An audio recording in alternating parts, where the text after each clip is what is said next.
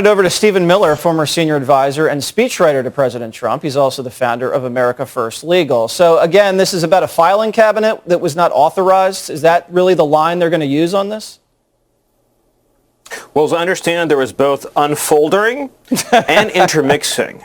Now, if perhaps there had only been unfoldering or only intermixing, but the famous combination of the two, Madison talked about it, Jefferson wrote about it, Washington gave a whole speech on the subject of unfolding and intermixing. So there's a long history here. Really, I think it actually goes back to the Roman Empire if you study it, something that Julius Caesar had talked about as well, too. But look, if you read that affidavit, what's so offensive, what's so outrageous, what's so shocking, to summarize it in a sentence, it's angry, unfulfilled, partisan bureaucrats at the National Archives decided that they would sic the FBI at whim on President Trump for purely political reasons, with a major assist, of course, from White House counsel's office, which of course reports to President Biden.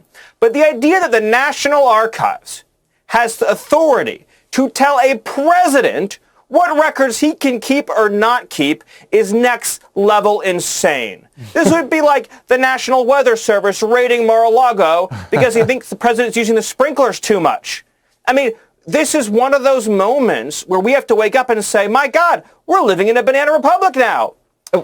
Some loser bureaucrats at the archives just sent men with guns to President Trump's home because they wanted to. How is this real, Jesse? Well, you know, it's funny you mentioned the Weather Service. Apparently, he also had that map of the southeastern United States where he drew that projected path of the hurricane. They seized that, too. The FBI really needed that. Now, the president, former president... And we are all safer now, Jesse. Yes, because they got their hands on the map. We're all safer now.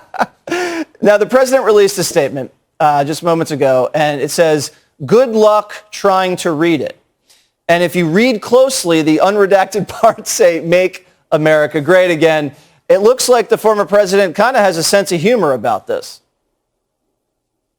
Yes, well, there's a meme going around online with a lot of people tweeting that we didn't deserve him about President Trump, which is a way of saying that how lucky we were to have a president who, even in these dark times, is able to have a sense of humor about the preposterous, about the tyrannical behavior that's going on in this administration. So I credit him.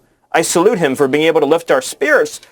But underneath this all still is the terrifying fact that the administration of Joe Biden, under the pretense of, again, I repeat, unfolding and intermixing, has decided to raid President Trump's house. Let's be very clear. The president, not the archives, not the FBI, decides what is or isn't in the national defense, what is or isn't classified, period, full stop.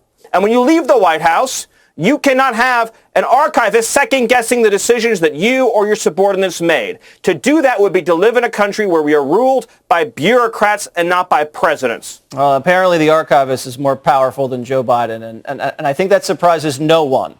Stephen Miller, have a great weekend, and please don't get involved in any unfolding or intermixing. We wouldn't want your home to be raided. I just may. No promises.